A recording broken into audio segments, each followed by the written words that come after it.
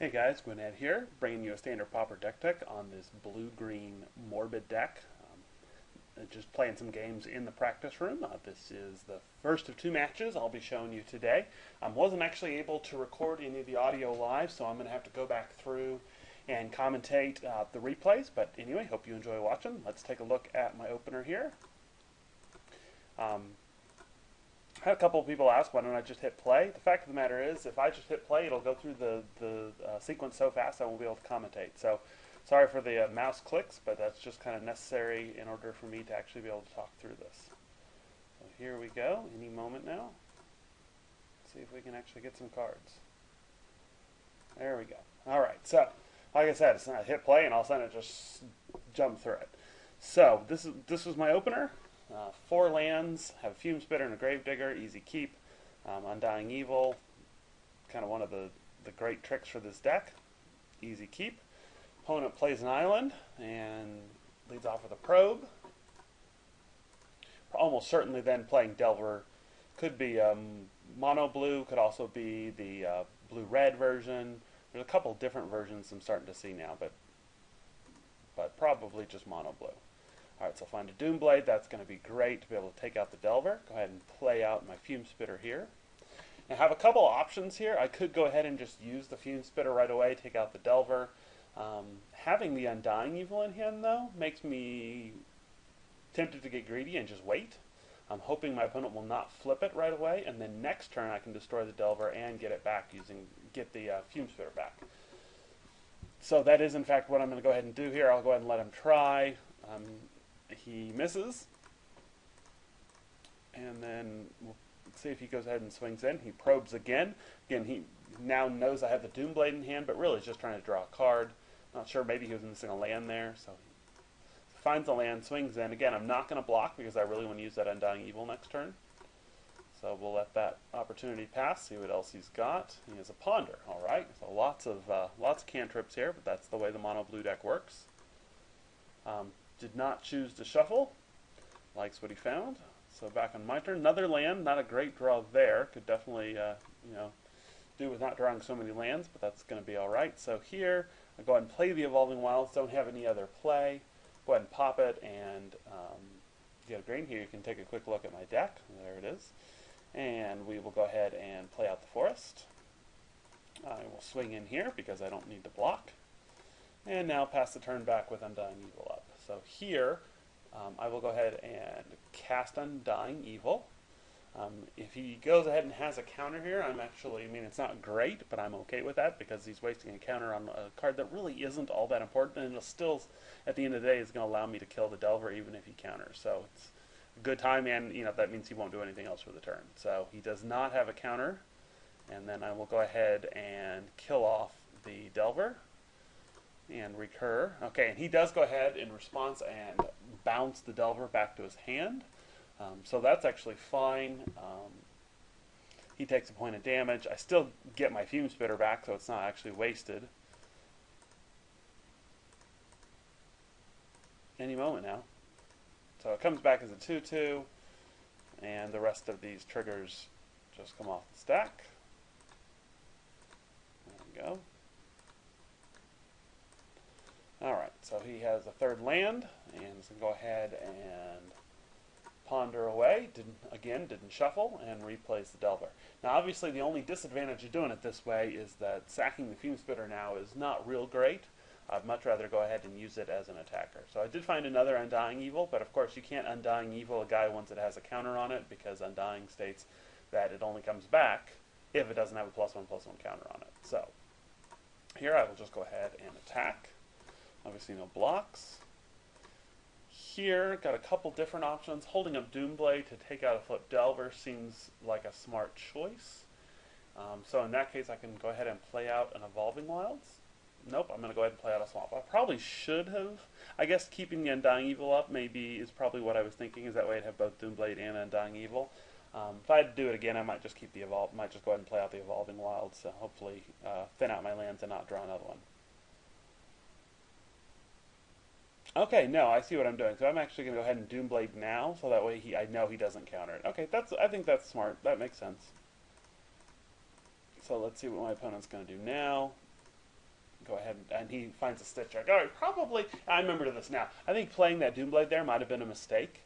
Simply because I really need a piece of removal for the Stitch Drake. This really is one of their best cards in the mono blue Delver deck, and giving away my Doomblade there so early was probably not the right choice. I think I got a little greedy. He would not have been able to cast this yet. Yeah, I think that was just clearly a mistake. And plus, it keeps me from attacking. So here, find a Young Wolf, which is certainly a card. Does not interact with Undying Evil at all. Have a Gravedigger as well, but no creature to get out yet. So here, I'm going to go ahead and play out the Evolving Wilds, pop it, probably grab another Swamp. The deck is definitely geared more black than green, which is what I do. Play out my Young Wolf, and obviously just pass the turn back. My opponent will swing in with the Stitch Drake here, dropping me to 16, and finds his third Ponder for the game. And he that time did choose to go ahead and shuffle, finds a fourth land, has another Delver, as well as a Flare Husk, and he will pass the turn back. So here I can go ahead and swing in with the Young Wolf. Unfortunately, draw yet another fetch. That's my third. I only play the 4 Evolving Wilds, so to run the third is kind of unfortunate. I've often joked that fetching a land is a great way to make sure you shuffle another one to the top. It just seems to be the way it works in this game. And obviously we'll swing in with both here. If he flips the Delver, I'm not going to be able to block. And he's going to, oh, interesting. So I thought this was an interesting play. So he goes ahead and blocks the Fume Spitter, just avoids taking the 2 damage. It doesn't seem like that's the right play to me. But, be that as it may, kills off the Delver. And I will go ahead and pass the turn back. Obviously nothing to Gravedigger yet. Hopefully I'll get some value out of that shortly. So here he's got a Trinket Mage. Okay, so at this point my opponent and I have this discussion about, this is actually an uncommon. You can't actually play it. Yes, I know. It comes up in the filter. The easiest way, there are a couple of cards that are like that. The easiest way to make sure the deck you're playing, the cards are actually standard Pauper cards, is make sure the card that you're playing is actually from the right set. Meaning, there's another Trinket Mage in a different set. I don't remember which it is now off the top of my head. Mirrodin block, maybe? Anyway, that's a common.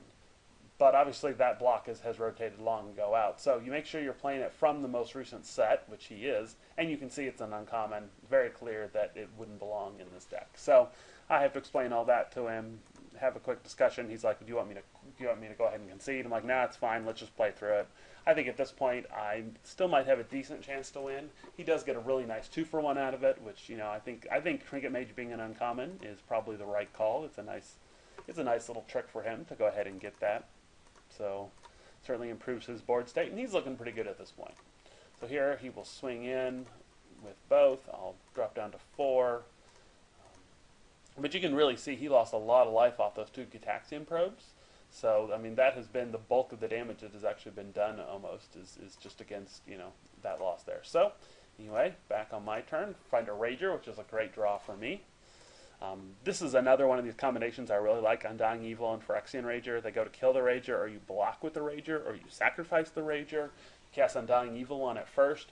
Not only does it come back as a 3/3, but you also get another card out of it. Really a great little trick there. One of the best combinations with Undying Evil. So I'll go ahead and play him out and draw into a Tragic Slip, which is great. It will allow me to take out the Stitch Drake, assuming that I can get a creature dead, which... so that gives me the freedom actually to go ahead and swing in with this Young Wolf. He'll go ahead and block, and the Young Wolf will die. I'll get in for 2 with the Fume Spitter. My Wolf will come back, so he turns into a 2/2, and that also now allows me to Tragic Slip the Stitch Drake, get that off the board. Fortunately, it doesn't have a counterspell there. And continue to hold up Undying Evil and pass the turn back. Let's see what he wants to do here. He finds a Stormbound Geist, alright.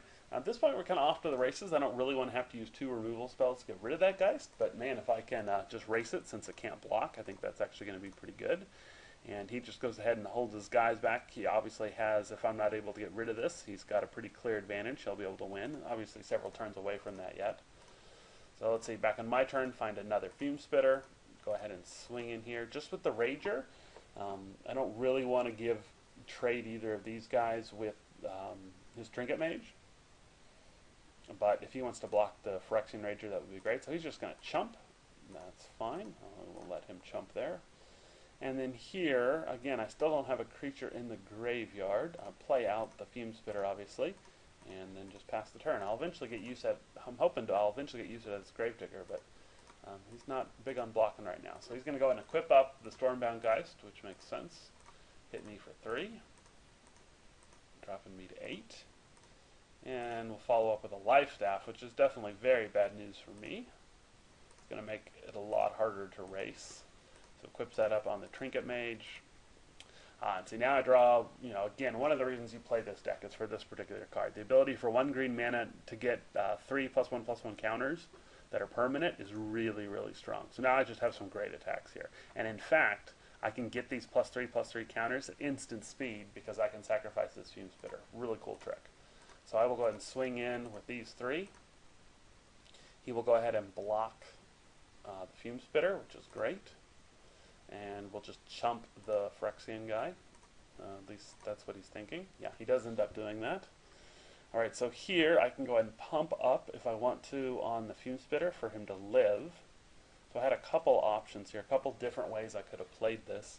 But he's not getting in for damage. I think if I was to do this right now, I would want to put it on the Young Wolf so I get as much damage in as possible. Let's see if that's in fact what I do.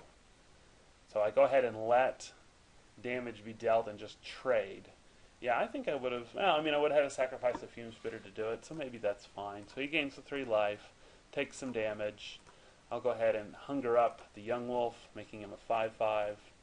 I now can also return the other Fume Spitter to hand.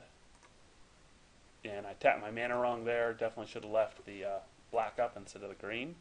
It's just a mistake on my part, and pass the turn back.